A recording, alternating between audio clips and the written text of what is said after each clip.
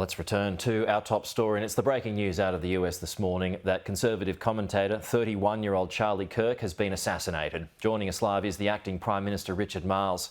Richard, thanks for your time this morning. Can I just start off with the reaction to this shooting, your reaction to this shooting?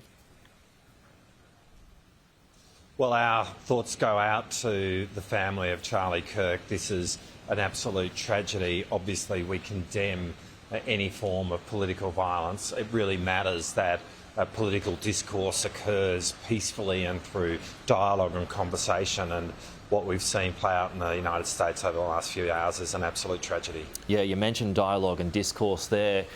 I mean, this is an assassination, we've been calling it, and that comes after 2 failed attempts on Donald Trump's life. So how concerned are you for the future American political discourse?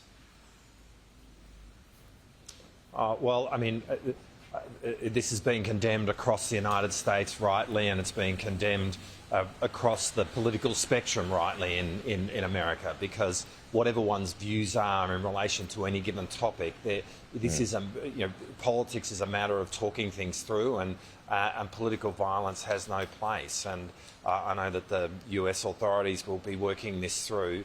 From an Australian point of view, obviously, we very much cherish the ability to be able to have dialogue and conversation and debate in this country free from political violence. And it's really important that that is the case, and that we condemn political violence where it occurs. Okay, yeah. Just a proclamation just in as well that the President has said that that flags will be flying at half staff at embassies. Well, you can see it there at the White House, but that'll be happening at embassies around the world, and presumably that includes Sydney as well.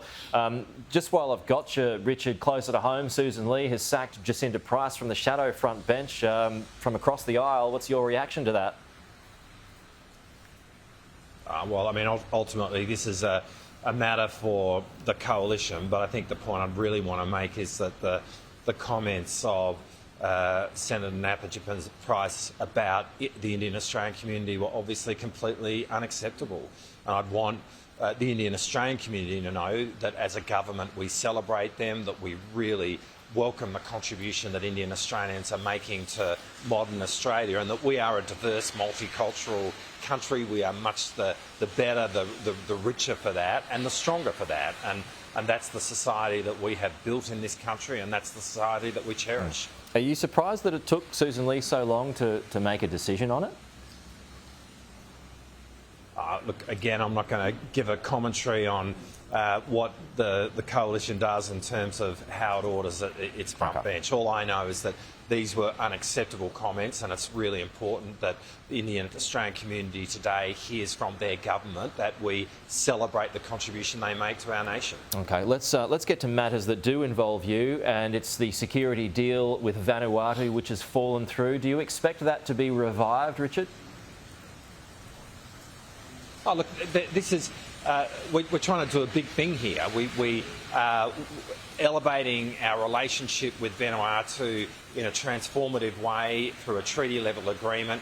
I'm confident that we will get there. I was in Vanuatu last month along with Penny Wong and Pat Conroy initialing a text, and what both Prime Ministers said on Tuesday was that they in turn felt confident that we'd get this deal done.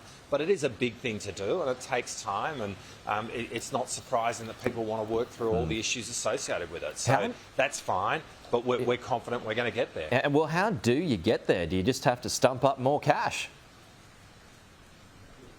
No, it's about talking through with people in both countries about the benefits of what this agreement represents. We seek to be the natural partner of choice for Vanuatu. I think those in Vanuatu very much see Australia as the natural partner of choice. There is a deep affinity with Australia for those who live in Vanuatu, and we want to be there supporting Vanuatu, and that's both in terms of human development, economic prosperity in Vanuatu, but also security.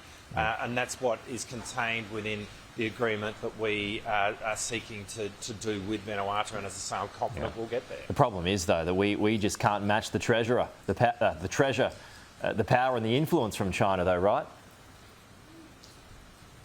Oh, well, I mean, I don't accept that. I think there is a natural affinity that countries in the Pacific generally, and Vanuatu specifically, feel for Australia. I mean, that there is there is geography here. You know, Vanuatu is right there, and we are neighbours, and we always will be.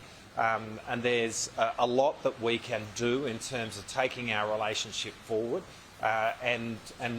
This is a really good deal for Vanuatu, which you know, the people we've engaged with in Vanuatu very much understand. And as I say, we're confident that we will get there. And it is really important that as we do these arrangements with the Pacific, we think about our relationship with Pacific countries on its own terms, and making sure that we are elevating those relationships and we are making the Pacific front and centre in terms of our worldview. And that is what our government has done, and I think those in the Pacific understand that and see it and welcome it. And is that message for Fiji? Do you expect a security deal with Fiji to be signed off on?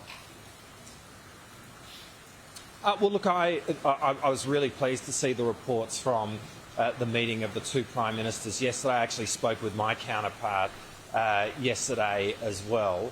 And we are looking at how we can do more in terms of the defence relationship between Australia and Fiji. We already do a lot. We would be their main defence partner, but I think there is the opportunity to elevate that agreement, and we really are excited about the prospect of working that through with Fiji. Do you just say, hey, we've got some pretty cool ghost sharks on the way. They're good to have close by. Well, the ghost sharks are going to play their role. I'm not sure that we'll be providing ghost sharks to Fiji, but we are excited about that capability as well. And you know, what Ghost Shark represents is the highest tech, long-range, autonomous underwater capability in the world today. We're really confident about that claim. It's been developed here in Australia over many years. We've now got to the point of having a platform which we can put in service, the first of which will be in service in January, in just a few months' time. And this is really going to augment and improve the capability, the lethality of the Royal Australian Navy, and we're excited about that. Okay, that's the Acting Prime Minister Richard Marles. Appreciate your time this morning, Richard.